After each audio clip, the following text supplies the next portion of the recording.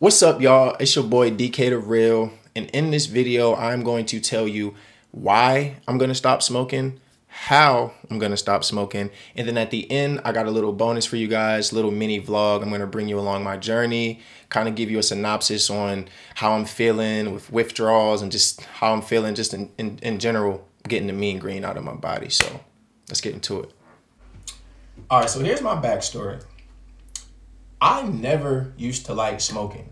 I was a multi-sport athlete my whole life growing up. I was always the athletic guy. I never really was into the drugs and the alcohol and all of that good stuff. All I wanted to do was go into the NFL and get a bunch of girls. That's it in high school. But trouble always found me. So I wasn't like I wasn't skipping school to get high and all of that good stuff. But you know, I got a little troublesome undertone to my personality. So I never smoked until I got to college. So once I get to college, I commit to an HBCU. We're gonna leave all the names out of that stuff because we're gonna leave the names out. If you wanna go Google, I'm pretty sure you can find it. So out of high school, I commit to an HBCU, but I get released from the team for some bullshit. We ain't even gonna get into that either. But I get released from the team. So now I still have to go to school. I'm no longer on full scholarship, but I still have to go to school. I still have to train because I'm getting ready to transfer, and I still have to find a school to play for. So I'm reaching out to all the old coaches that was recruiting me out of high school, and just kind of rekindle those relationships. So I didn't have time to get a job because if I had got a job, I wouldn't have been able to study. Or if I'd have got a job, I wouldn't have been able to train as much. You know what I'm saying? So I kind of had to create a nice work-life balance to get everything done that I really wanted to get done so that I can get out of my current situation and get to a better situation. So I started to sell weed. So that gave me the time, it gave me the flexibility, it gave me the money, and it also created a really bad habit for me, which was smoking. And I told you guys, I'm not the best with following rules, at least back then anyways. So so now I'm smoking, and it's just a bad habit. It's a very, very bad habit, and the habit began to form a 5 to 7 bad habit, honestly. So yeah, that's how I started smoking. I didn't start smoking until I got to college, became a plug or whatever, and then everything just kind of took off from there. So I finished my semester. I had like a 3.6 or 3.7 GPA. I went crazy, and I get in contact with the coach from a school that I wanted to go to before I even committed to the school that I was currently at. He was still interested. They had spots for me. So I'm finishing up my semester and I'm getting ready to transfer. So I transferred to the school, and everything's good, but they're not able to put me on scholarship right away. So I didn't get in any trouble at this school, had pretty good grades, but they weren't able to put me on scholarship right away. So they kind of did the hook and switch on me kind of thing. And so I knew my talent, I know my worth. So I'm just like, thank you, but no thank you. So I went JUCO. So now I go JUCO, and stay with me, guys, because I promise you all this is going to tie in. I just really want you to understand, especially the athletes, because I want you guys to understand how weed, it's not just weed, you know what I'm saying? And how it can trickle into different parts of your life that can just spiral downhill so fast before you even knew what happened. So I told the coach, thank you, but no thank you. And so I instantly start looking for JUCOs. So I start looking up some of the top JUCOs in the country, and I'm like, okay, where is the best place that I could go, that I could, get on the field right away, get my film, and go to another school. So I leave the transfer, and I go to a JUCO. I dominate the JUCO. I'm highly recruited out of that JUCO. I've had like 7 or 8 Division I offers coming out of there. So I'm feeling really, really good about my JUCO process, about my maturity. Still me, Still me, but so much growth, so much maturity through this process. So I signed to North Dakota State University, which is one of the most winningest football teams ever. So I signed there, I come, but the thing is, I tear my labrum in the JUCO championship. So we had a crazy team that year whenever I was in JUCO. And we went to the JUCO championship, and I tore my labrum in that game. And so I signed to NDSU with the torn labrum. And so I was expected to come in and start. I was expected to come in and be the man, but I'm trying to kind of deal with this injury while still trying to, show up for my teammates. So the cat got out of the bag. I had to wear this big, clunky, ugly ass brace on my shoulder. And, eventually they found out that my labrum was torn, and, my career just wasn't able to go the way I wanted it to go. And that brought me into a big, mental spiral, man. I was going back and forth. And so just being transparent, weed is one of my coping mechanisms. So whenever my football journey got stressful, I smoked, and I ended up failing a drug test early on in the season. So then I learned my lesson. I actually start grinding. I'm balling hard. Just earned a start in nickel spot. And I'm like, bet, man, everything's good. But the shoulder starts giving me some more issues. And I just don't know if they trusted it enough to trust me with the starting spot, man. And I busted my ass, and it sent me back into another negative mental state, man. And I'm just like, damn. So I start smoking again after a long break.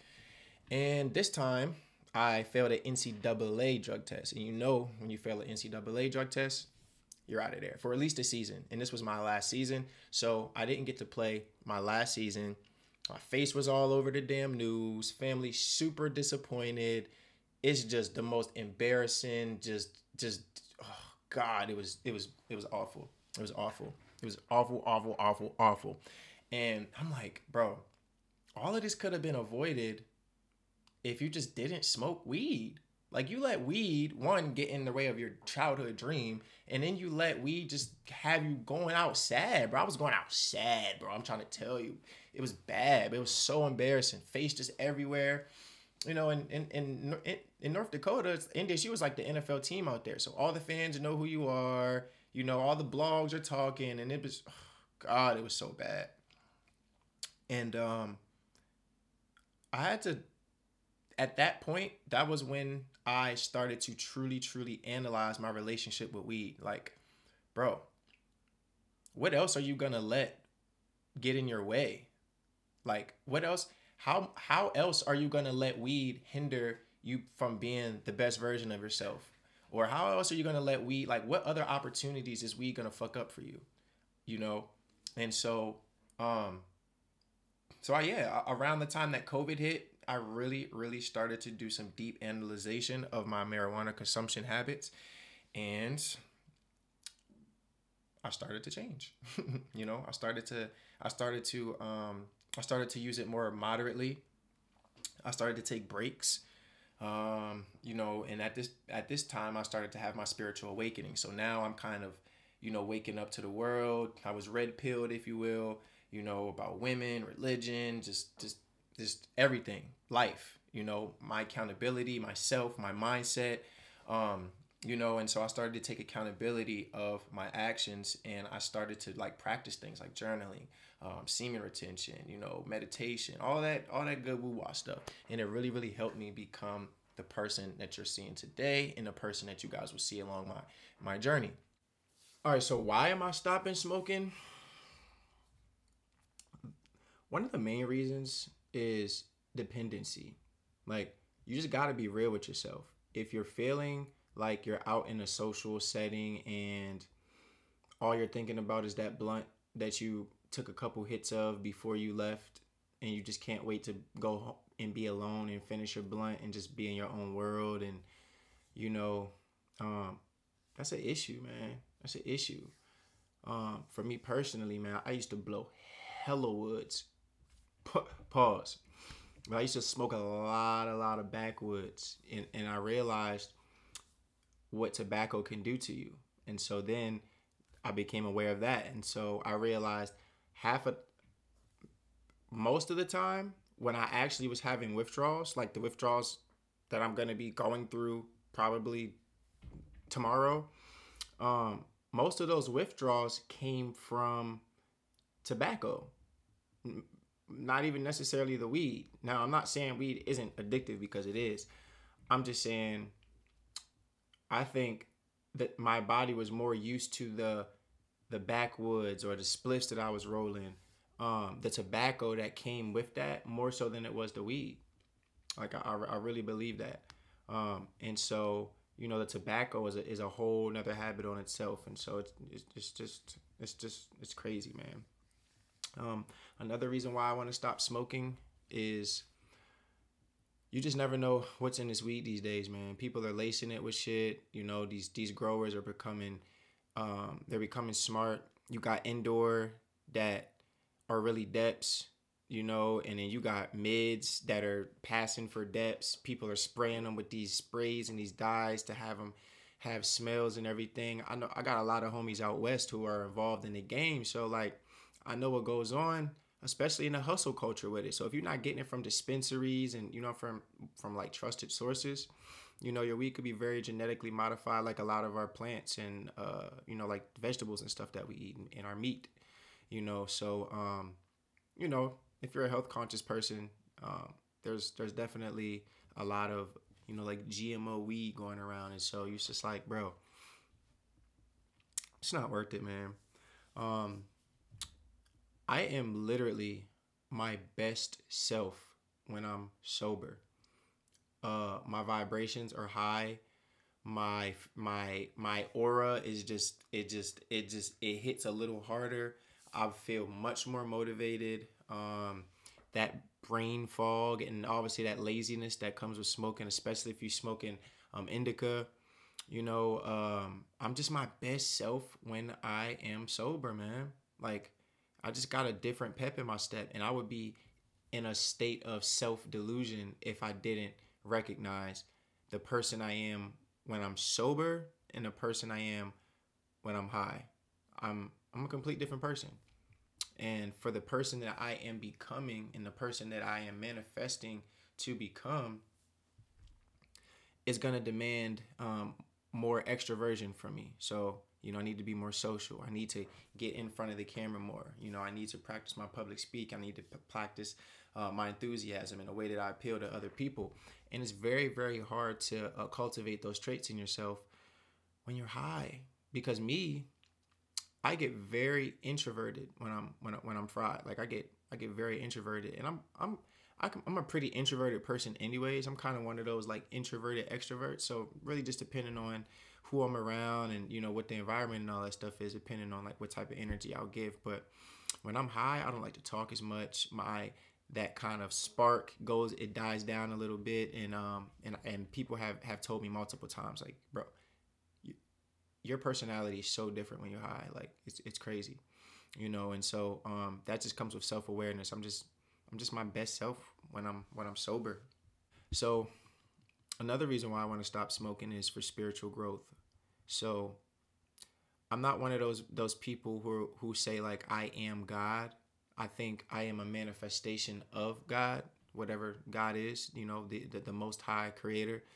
And I believe that whoever our creator is, he gave us the autonomy literally to create our lives, to create the lives that we want. He gave us the autonomy to ruin our lives. He gave us the autonomy to do whatever we want. You know, here we all about balance. We all about keeping it real, and we all about, you know, taking those small incremental steps to progress.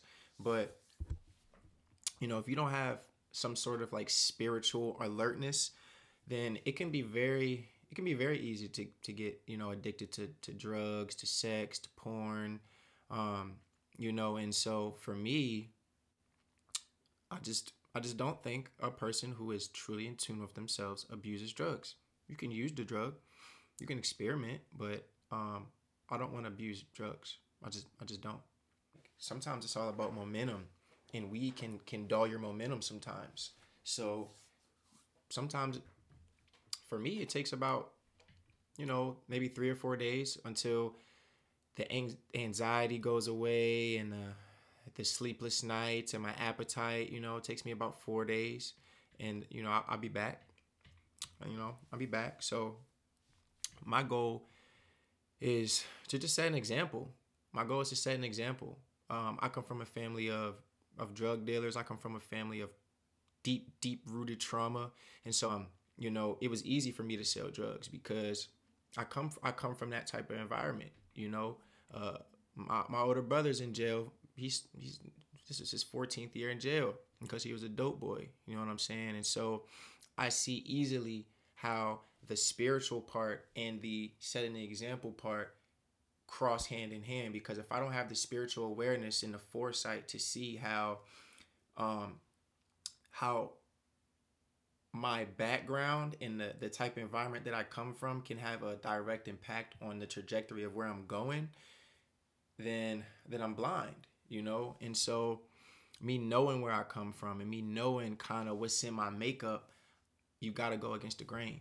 You got to go against the grain. I'm about to turn this thing up, man. And I just need that momentum. All right, y'all. I apologize for switching from do-rag to no do-rag. I had a better take with the do-rag on, and I wasn't finna just go re-record the whole joint because I had a do-rag on. So my apologies. But sidebar. Look what came in the mail. I'm a YouTuber, guys. I'm a YouTuber. Sorry, no. But bro, ain't that cool? I hope that's inspiring some of y'all, because it inspires me. So that's why I got it. But it literally just came in the mail. So, I had to pop that thing up there. How I'm going to stop smoking. I'm going to just go straight cold turkey. Now, I don't hate on the method of like tapering off. So, you could go from smoking blunts to smoking papers to smoking glass to smoking just a little bit a day. I really think that method works, but for me personally, I'm just gonna go cold turkey because the uncomfortable withdrawals that I go through in the process, it really is just a reminder of why I'm never going back to that abusive substance use again. So I'm going straight cold turkey, y'all, and I am going to bring y'all kind of along the journey and give you updates on how my days are going. So I am about to go do a walkthrough for a client. If y'all don't know, I own a commercial cleaning company. We do residential and commercial, but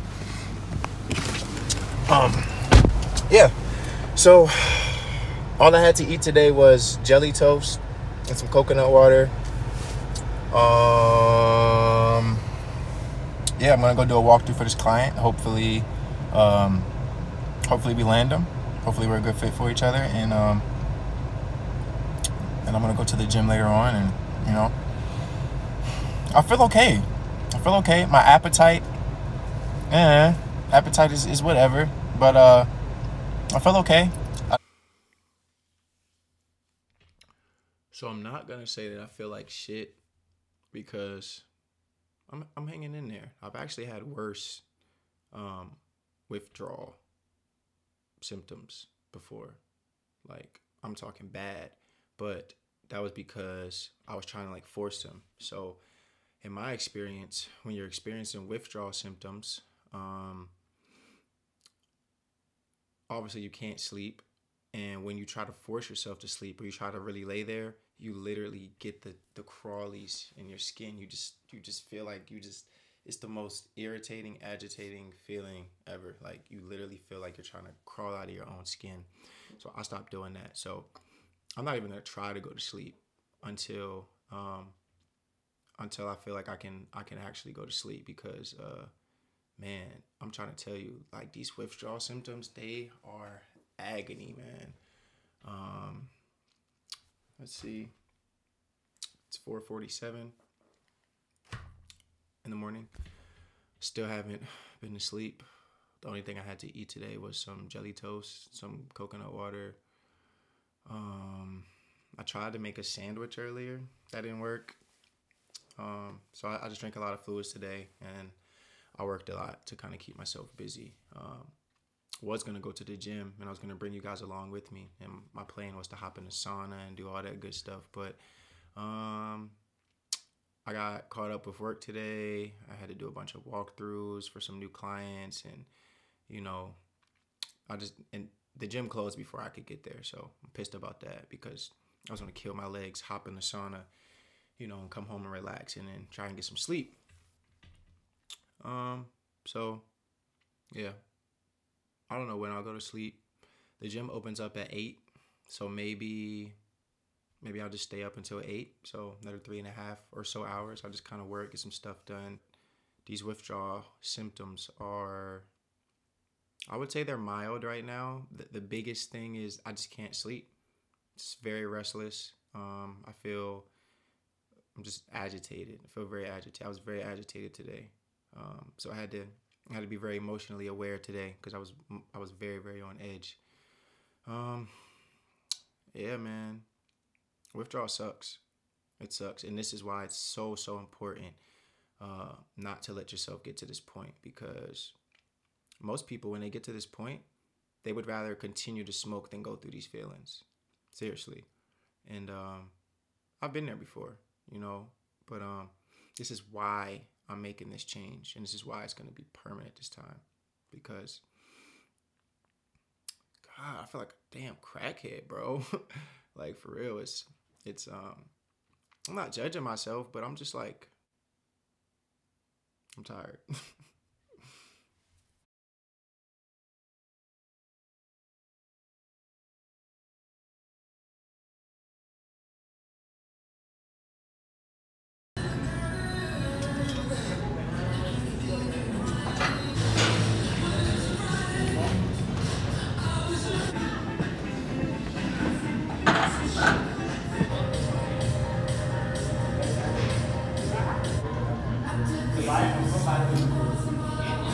Is that it's ancient, far older than even Jesus Christ. Well, yeah.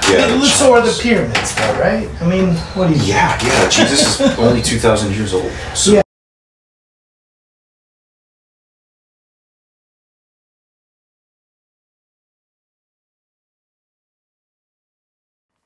So for the sake of the length of this video, I did not record my last day, but it was the most agonizing day by far. I didn't get any sleep once again. I did go to the gym later. I drank a bunch of fluids. I got work done. You know, those are things that I kind of, you know, I got to do anyways. But it was the most agonizing day of all. I took a cold shower, and that really kind of calmed the anxiety down, and it really kind of made me feel more comfortable just being in my own skin. It's kind of embarrassing to say that, but I can't explain what it feels like to withdraw if you haven't actually felt it. But it's a very, very uncomfortable feeling. So I'm just sharing my truth with you guys, and hopefully, you know, this connects. Around 8 a.m., I finally did go to sleep. So technically my third day with no sleep. I did go to sleep around 8 a.m. in the morning, and I woke up around 2 p.m. And I probably still look like shit, you know, so I got some rest at this point, but my body's still kind of, you know, catching up from almost, you know, 3 days with no sleep. Just a little disclaimer for you guys. This is only my second YouTube video ever, so I know some scenes I had my do-rag on, some scenes I didn't, some scenes I had the stopper in the background, and some scenes I didn't. So just disclaimer. But so the big question is, will I smoke again in the future? Sure.